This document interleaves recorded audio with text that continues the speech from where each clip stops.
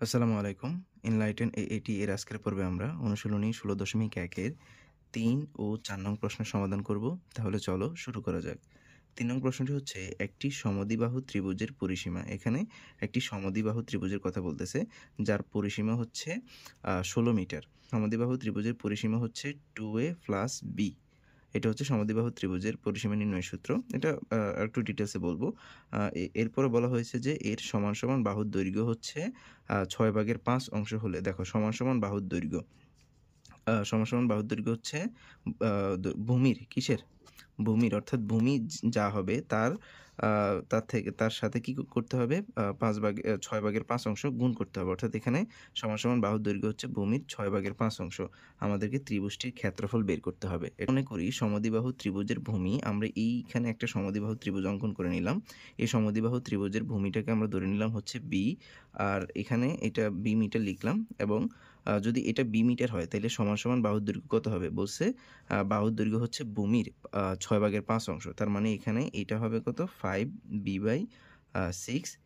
এই বাহুটাও হবে হচ্ছে 5b/6 এবং প্রশ্নের মধ্যে দেওয়া ছিল যে পরিসীমা হচ্ছে 16 মিটার। তাহলে এখানে আমরা লিখলাম দেওয়া আছে পরিসীমা 16 মিটার। আর সমদ্বিবাহু ত্রিভুজের পরিসীমার সূত্র হচ্ছে 2a প্লাস b সমান হচ্ছে 16।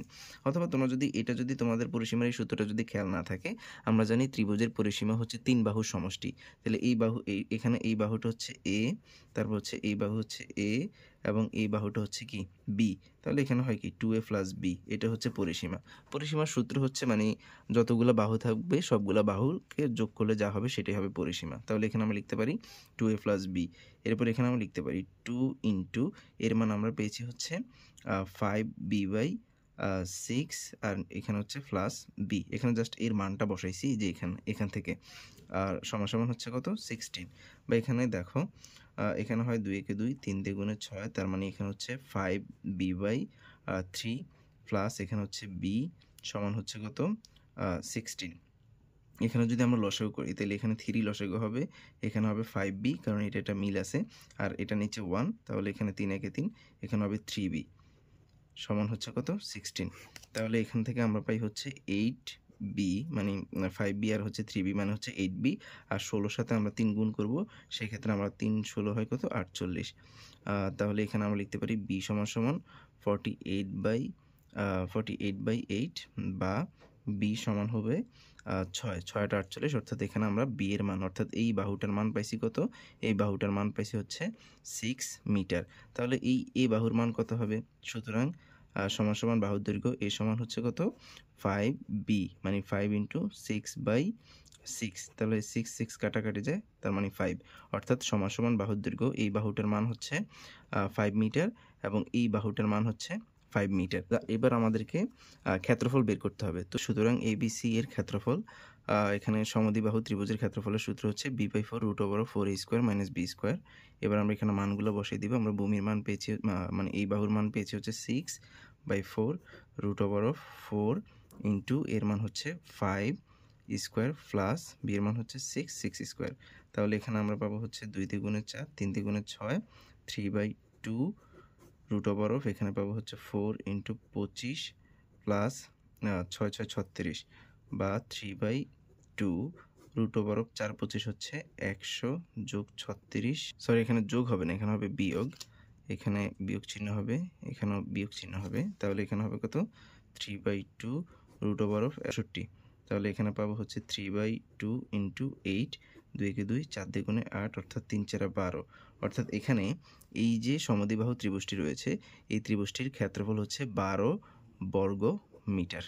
এরপর 4 নং প্রশ্নটি হলো একটি ত্রিভুজের দুইটি বাহুর দৈর্ঘ্য 25 সেন্টিমিটার এবং 27 সেন্টিমিটার, এর পরিসীমা 84 সেন্টিমিটার দেওয়া আছে, ত্রিভুজটির ক্ষেত্রফল নির্ণয় করতে হবে।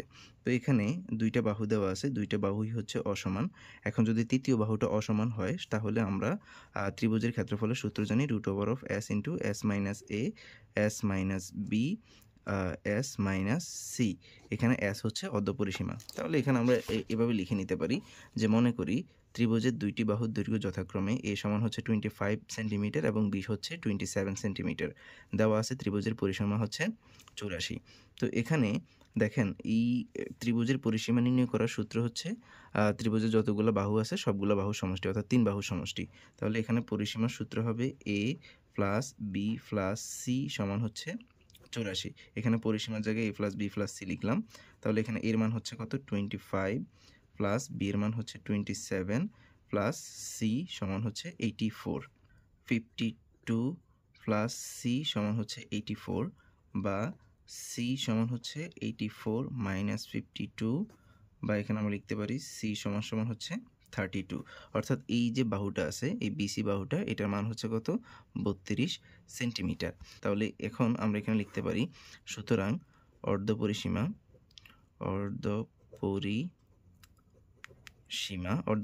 হচ্ছে এস সমান পরিসীমার অর্ধেক। অর্ধ মানে হচ্ছে অর্ধেক, পরিসীমা মানে হচ্ছে পরিসীমার অর্ধেক। তো পরিসীমা আছে কত, পরিসীমা আসছে 84, এটাকে যদি আমরা অর্ধেক করি সেক্ষেত্রে আমরা পাবো হচ্ছে 42। তাহলে এখানে এই যে অর্ধ পরিসীমার মান পেয়ে গেছি, এর মান পাইছি, বি এর মান পাইছি, সি এর মান পাইছি, এবার সূত্রের মধ্যে বসাই দিব। সুতরাং ত্রিভুজ এ বি সি এর ক্ষেত্রফল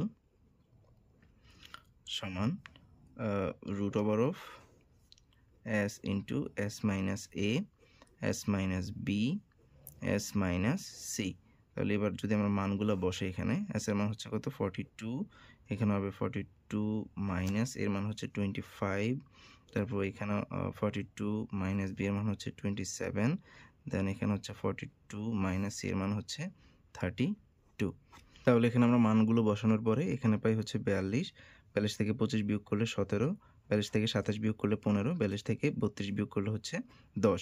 এবার এই সবগুলোকে গুণ করলে আমরা পাই হচ্ছে 107100, অর্থাৎ 1,07,000।